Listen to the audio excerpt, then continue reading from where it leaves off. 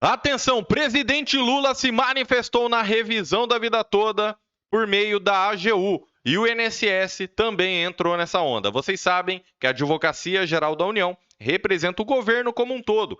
E INSS, sendo uma autarquia federal, ele processualmente também é representado pela AGU. Então já fizeram um apanhado geral e já se manifestaram. Aí você me pergunta, professor, mas a AGU não tinha perdido o prazo? Olha aqui no site do STF, né? Certidão de ausência de manifestação, o que está acontecendo? Pois é, pessoal, é isso que a gente vai ver agora, se essas manifestações vão valer para alguma coisa e o que eles falaram. Eu estou aqui com o documento oficial, tive acesso a esse documento, já estou mostrando na tela para vocês, pessoal. Aqui é assim. Então, já se inscreva nesse canal. Eu sou o Nakamura, professor e advogado há mais de 12 anos e as informações aqui contidas não substituem a orientação de um profissional que vai parar para analisar o seu caso. Então, pergunte sempre para o seu advogado ou, se você quiser, uma análise completa ou um parecer jurídico do seu processo, então, WhatsApp no link dos comentários fixados, tá certo, pessoal? Então, vamos juntos. Então, a gente tem a ADI 2110 e a ADI 2111. E a Advocacia Geral da União, ela se manifestou nas duas ADIs.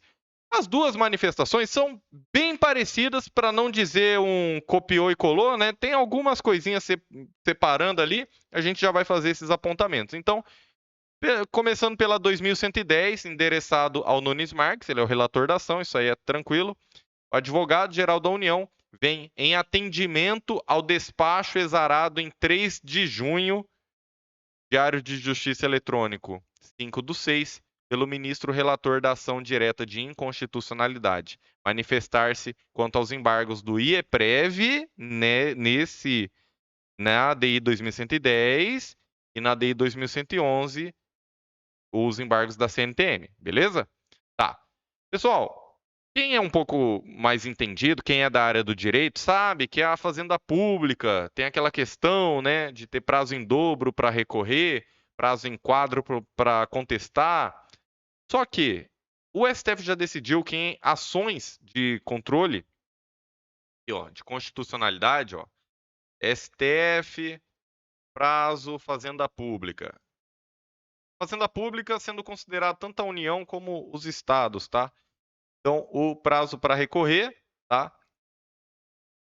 E o STF aqui confirmando, né, a inaplicabilidade, ou seja, não se aplica o prazo em dobro para recurso em processo de controle de constitucionalidade, tá? Que é o caso da ADI, tá controlando a constitucionalidade de um artigo, se é constitucional ou se não é, tá? Então, para esses processos aqui, caso às vezes você tenha ouvido, né, mas eles têm prazo em dobro para recorrer. Nesse caso não tem. Via regra geral, isso é verdade, mas nesse caso não tem, e é por isso que tivemos aqui, né, pessoal? Essa decisão teve o despacho, tá? Intimando-se a parte embargada para querendo se manifestar, e depois tivemos uma certidão de ausência de manifestação e que depois foi retirada dos autos, pessoal. É isso. Então, a gente tem aqui, ó, a manifestação. Aqui tá, a letra está um pouquinho pequena, né? Mas eu vou juntando. Ó, tem a nota técnica econômica dos 3 bilhões, beleza. Aí o recibo de petição eletrônica. Aí o despacho, pedindo para intimar a parte. Aí aqui, pessoal, aqui a gente tinha a certidão de ausência de manifestação.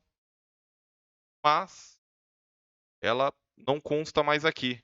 E na DI 2111, aí ela consta, ó, certidão de ausência de manifestação.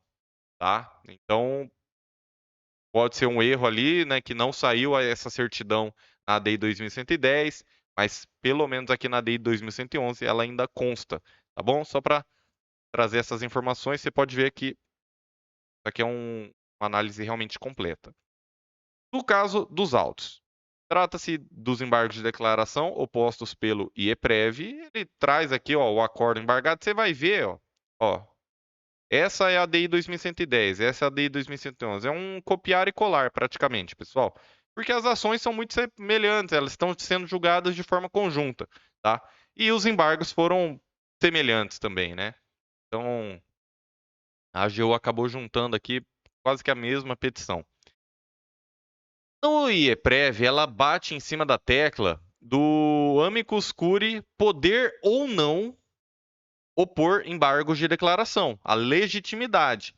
Só que o próprio IEPREV, muito bem preparado, ele reconheceu essa ilegitimidade em tese, né? Inclusive, Dr. Badari, Dr. Murilo White, que assinaram a petição, e nada mais, nada menos que José Eduardo Cardoso, ele que já foi advogado-geral da União e já foi ministro da Justiça no Brasil aqui durante o governo Dilma. Então, vocês acham que alguém que já foi advogado-geral da União não saberia disso aqui, né? Então ele já se antecipou e sabia que a AGU ia ia bater nessa tecla, falando, mas eles não podem entrar com embargos e não sei o quê. Então ele já se antecipou falando, não, ó, em tese a gente não poderia entrar com embargos, tudo bem. Só que essa questão de modulação de efeitos é uma decisão que deve ser tomada de ofício. Então, uma vez que é apresentado o pedido, o STF tem que decidir sobre isso, tá? Então, beleza. O IEPREV salienta que o embargo foi omisso para se manifestar sobre a superação da jurisprudência, né? Então, houve uma omissão de como ficam os processos para trás, né? Os retroativos, os atrasados, processos de quem entrou antes.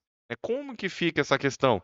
Se na ADI o STF acabou fazendo uma mudança de jurisprudência. Aqui ele faz um relato. Vocês já viram, né, pessoal, os embargos, então vamos aqui direto para o que o AGU está alegando.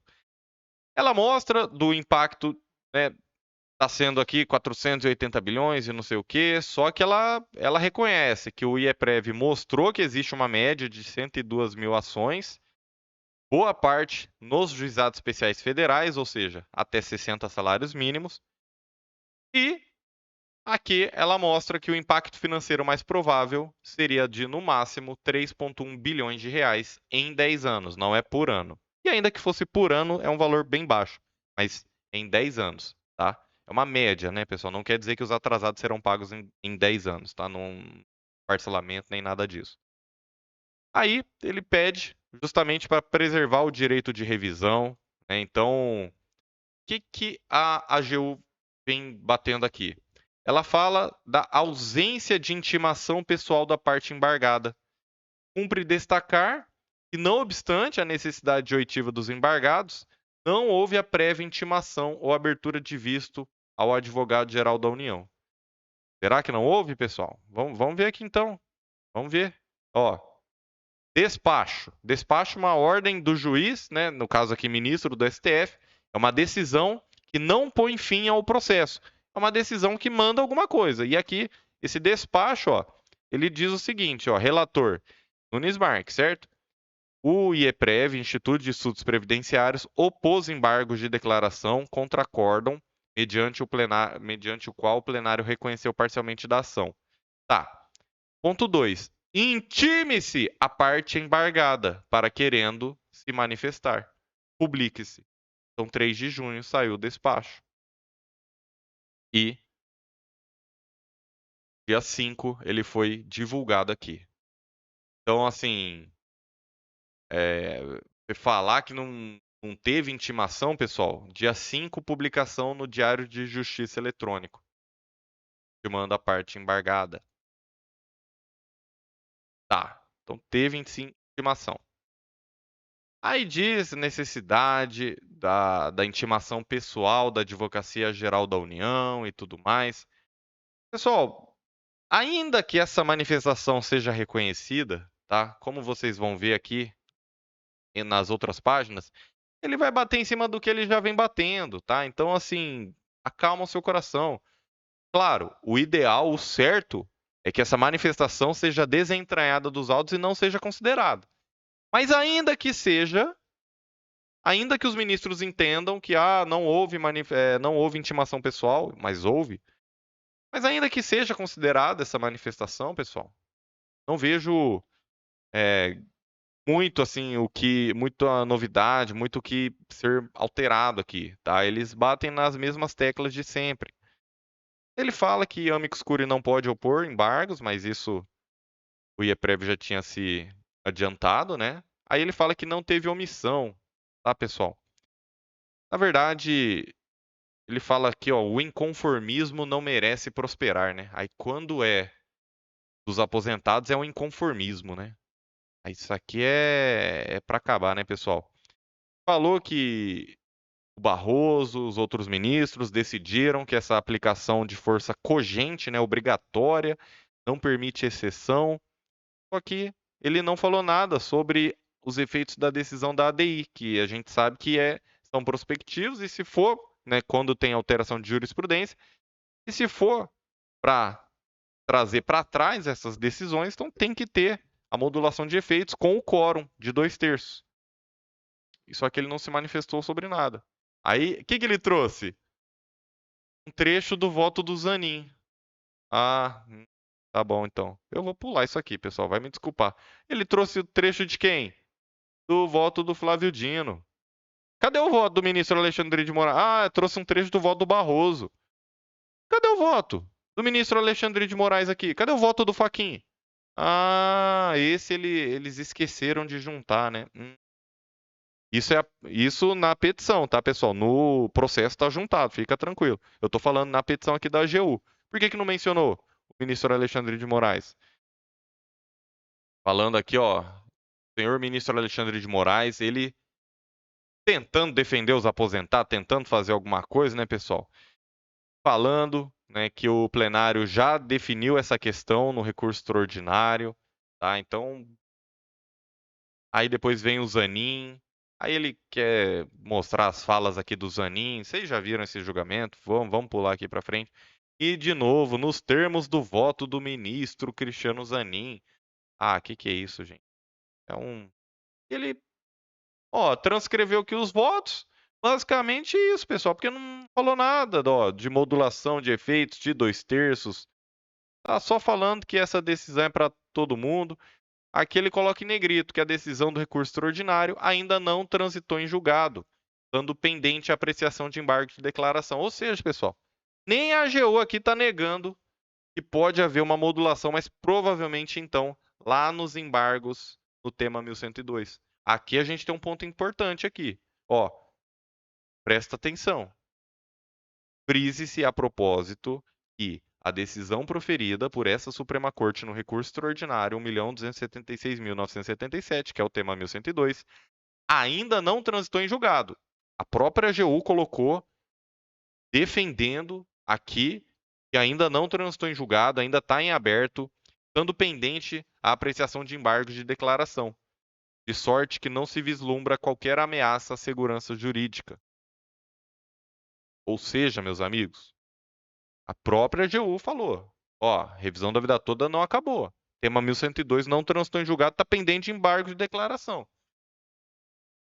Agora, será que ela falou isso aqui para mostrar que pode haver modulação de efeitos nos embargos de declaração? Ou será que ela disse que isso aqui para falar, não, mas ó, a gente pode fazer o que a gente quiser porque ainda não teve trânsito em julgado? De qualquer forma, ela disse aqui, em negrito, a própria AGU admite que a revisão da vida toda não acabou. A própria AGU admite que ainda não transitou em julgado e que está pendente a apreciação de embargo de declaração.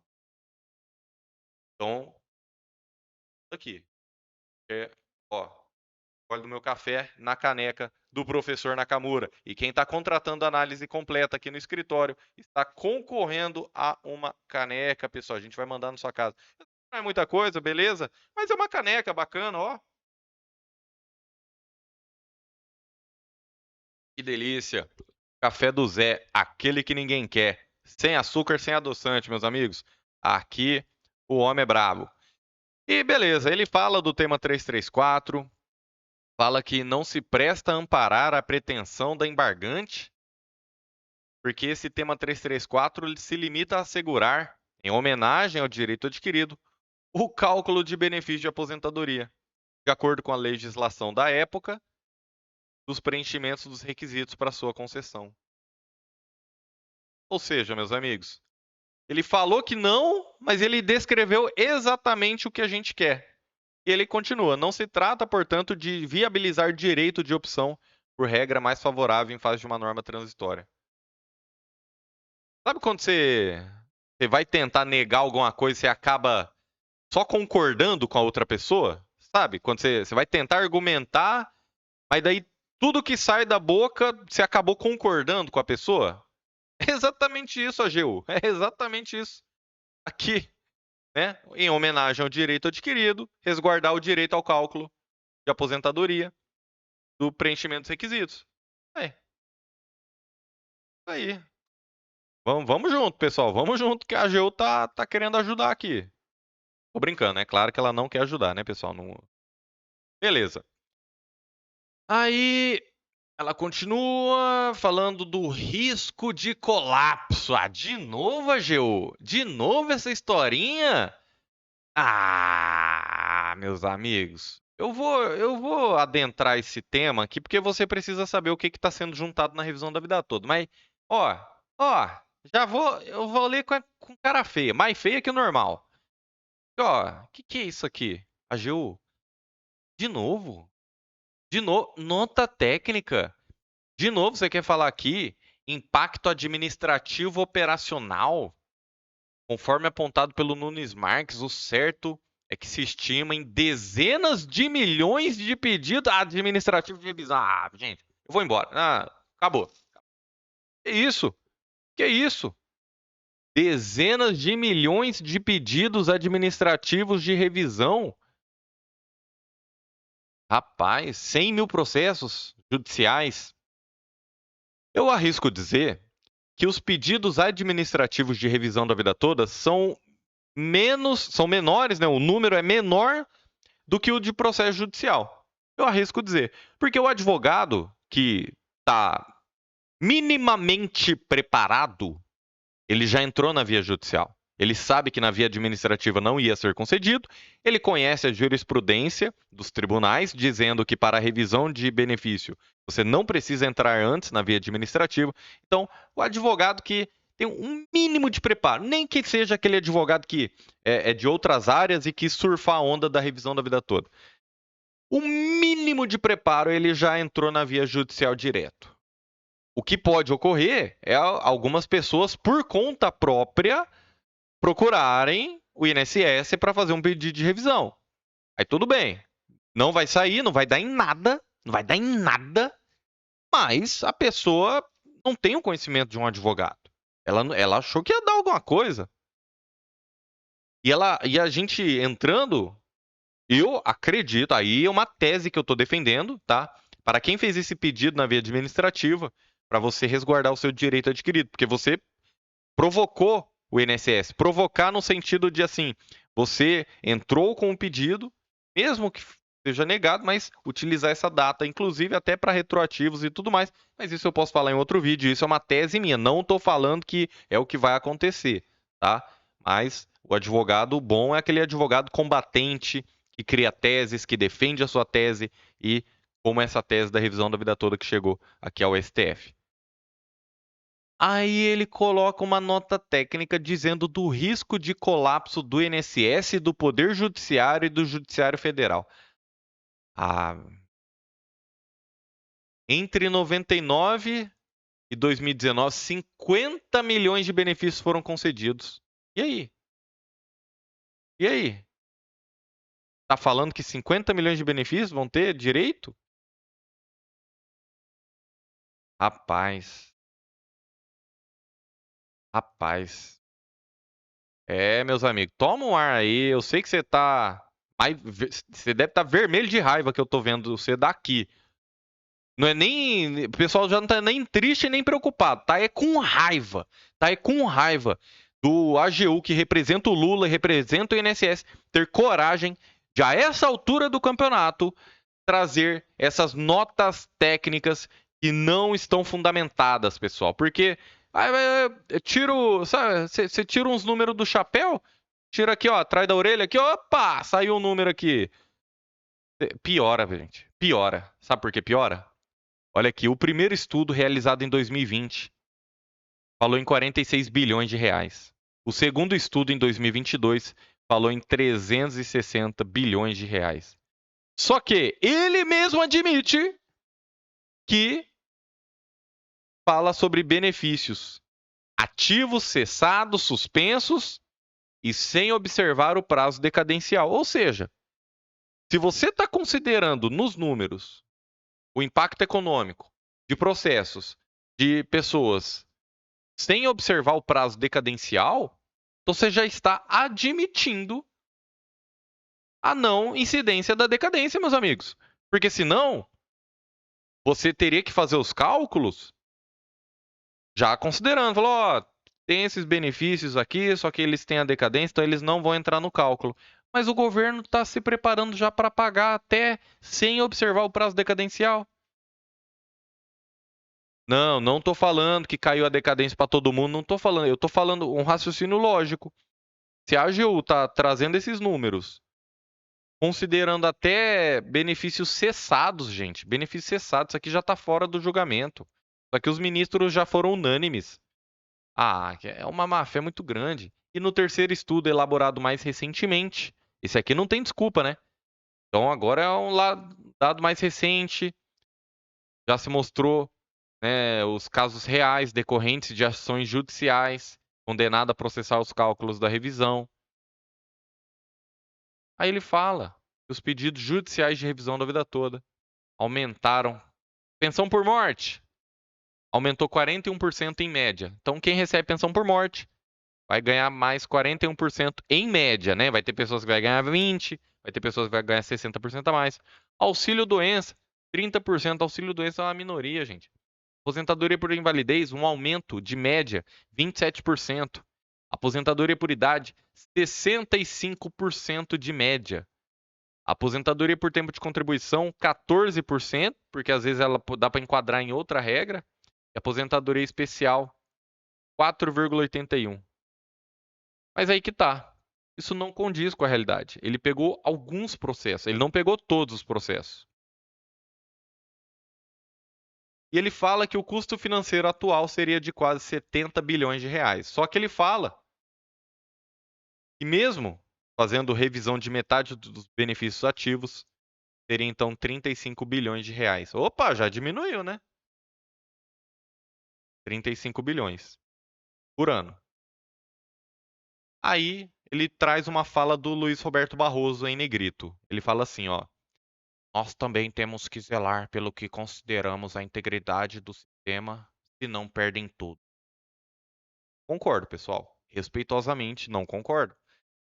Porque perdem os aposentados que já contribuíram. Pessoal, a revisão da vida toda, ela não inclui contribuições anteriores a 94? Sim. Então, o pessoal que está entrando agora no mercado de trabalho, por exemplo, a gente faz planejamento previdenciário, né? Graças a Deus, a gente nos tornamos aí um dos maiores escritórios do país na área previdenciária. E a gente faz muito planejamento para quem ainda quer se aposentar. E muitas vezes as pessoas não têm contribuições anteriores a 94, ou tem só um pouquinho. Você está entendendo? Então, assim, é um raciocínio lógico, né? A pessoa às vezes nasceu em 85, vamos supor. Como é que ela vai ter contribuição anterior a 94, se em 94 ela tinha 9 anos? Você está entendendo o raciocínio? Quem tem direito à revisão da vida toda já tem, já não estão nascendo novos benefícios que vão ter direito à revisão da vida toda. Porque as pessoas, é isso, as pessoas estão caminhando agora, né? A gente está atravessando uma nova fase e quem tem de revisão, tem revisão. Garante o direito adquirido e pronto. Não fica com essa historinha de 50 milhões de benefícios. Coisa feia, Geu. Que coisa feia. Aí aqui ninguém pegou essa, ninguém pescou, mas eu vou te falar. Aqui é pra. Aqui é pra acabar com tudo, ó. O caráter infringente do recurso transparece com nitidez, né? O caráter infringente, você querer mudar a decisão. Aí a gente sabe, os embargos de declaração, eles, via de regra, não podem ter uma natureza infringente, né? Via de regra, eles não têm o condão de alterar o mérito. Só que aí que tá. O que foi feito nas ADIs foi uma natureza infringente clara. O ministro Alexandre de Moraes falou isso no começo da sessão. Falou: ó, se a gente alterar o que foi decidido no tema 1102, esse julgamento vai ter uma natureza infringente. Eu coloquei esse trecho para vocês, pessoal, do julgamento. O Alexandre de Moraes falando. A gente tem que tomar cuidado para não ter um caráter infringente. E teve.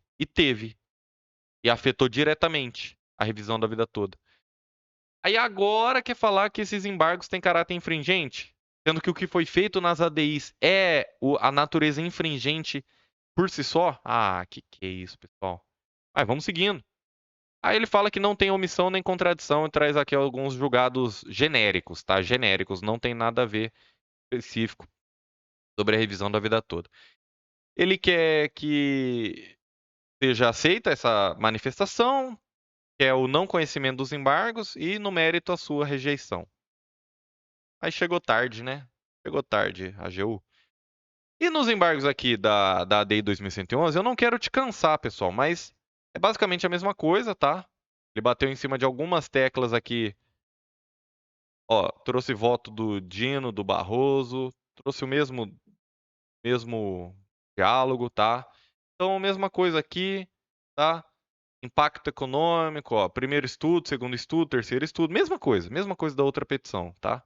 Eu tô passando aqui para você ver que realmente é basicamente a mesma petição. E ele não fala nada de modulação de efeitos. Vou fazer o seguinte, ó, Ctrl F, a gente localiza o termo modulação.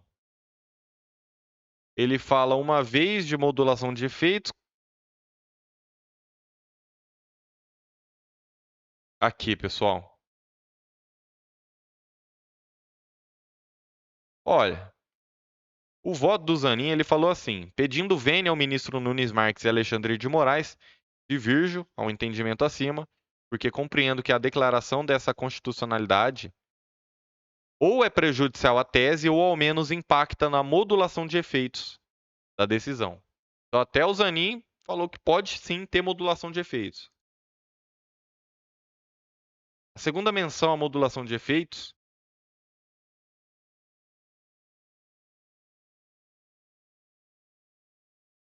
né, aqui está, entendo que para fins de modulação de efeitos da decisão, em virtude de alteração de jurisprudência, os acordos relatados serem seguidos aqui, e modulação de efeitos, mais uma vez. Então, o que a gente tem aqui, pessoal? As 3 citações de modulação de efeitos foram feitas quando a AGU estava citando o voto do Zanin. Então, o Zanin se manifestou sobre modulação de efeitos. Falou que pode até ter. Mas a AGU não se manifestou. E ela não se manifestou sobre os 3,1 bilhões. Ela ficou quietinha. Ela quis ficar batendo na mesma tecla lá dos estudos de não sei o que, 46 bilhões e tal. Só que ela fez as contrarrazões para rebater os argumentos dos embargos, correto? Ou seja, era para rebater os 3,1 bilhões e a modulação de efeitos. E não o fez. Então, meus amigos, acalma o seu coração, amigo aposentado, amiga aposentada, amigas pensionistas. Acalma o seu coração. Primeiro, a gente nem tem a certeza que essa petição vai ser considerada, porque está fora do prazo. Mas mesmo que seja, você pode até pensar, vai ser uma injustiça considerar essas contrarrazões, está fora do prazo. E vai ser uma injustiça mesmo. Você está certo. Mas em termos práticos, mesmo que isso aqui seja considerado, pessoal, acalma o seu coração. Os 3,1 bilhões a AGU nem se manifestou, ou esqueceu, ou tem argumentos para rebater. Ficou trazendo aqueles estudos antigos. E também não falou nada sobre modulação de efeitos. Ela não pediu para não ter modulação de efeitos. Ela quer que rejeite os embargos. Mas ela não pediu especificamente para não ter modulação de efeitos. Então, o que nos resta aqui, pessoal? Agora, mais do que nunca, dia 26 de junho, às 16 horas, nosso compromisso na Avenida Paulista. E se você não puder comparecer, já se inscreva aqui nesse canal, que mostra que você apoia a causa, deixa o like e continua acompanhando, porque a gente vai fazer vídeos lá na Avenida Paulista, a gente vai ter gente fazendo live, a gente vai fazer um vídeo todo especial sobre a Avenida Paulista. Talvez não saia no mesmo dia da manifestação, talvez o nosso vídeo saia um dia depois, tá? Porque realmente muita gente ali demonstrando carinho, eu conversando com muita gente, então não tem como a gente ficar depois editando o vídeo e tal. Então, às vezes vai sair só no dia seguinte, mas já se inscreva aqui, vai ser uma manifestação para entrar na história dos aposentados. Revisão da vida toda, a gente vê aqui. Eu sou o Nakamura, professor e advogado, e eu me despeço com alegria, esperança e muita fé. Vai dar tudo certo, pessoal. Vamos juntos, rumo à vitória, que Deus te abençoe. E até a próxima!